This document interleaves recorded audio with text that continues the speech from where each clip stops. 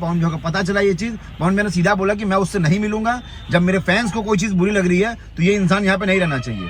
ये सुबह से लेकर के ये 10 बजे से लेकर रात को 1:30 बजे तक होटल में बैठा हुआ था कुत्ते की तरह। उसमें 10-15 लोग को लेकर के बैठा था। पवन सिंह और निर्भय प्रताप सिंह के मैटर को लेकर अब पूरी तरीके से शोर मच चुका है, क्योंकि पवन सिंह की टीम की तरफ से भी रिएक्शन आना शुरू हो गया है। क्योंकि पवन सिंह के कुछ ऐसे यूट्यूबर हैं जो पवन सिंह के पास में ही रहते हैं हमेशा, तो वो लोग भी वीडियो बनाएं और निर्भय प्रताप सिंह को ज़बरदस्त तरीके से जवाब देने की कोशिश की जा रही है।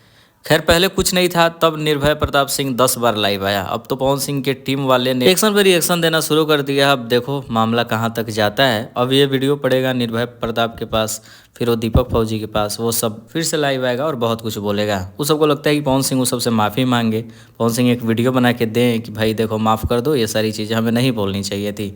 अब पता नहीं अंदर का क्या मामला है, लेकिन ये लोग चाहते हैं कि पवन सिंह आकर स्टेज पर माफ़ी मांगे, जो कि कभी पॉसिबल नहीं है। ऐसा दिन आ गया है पवन सिंह का।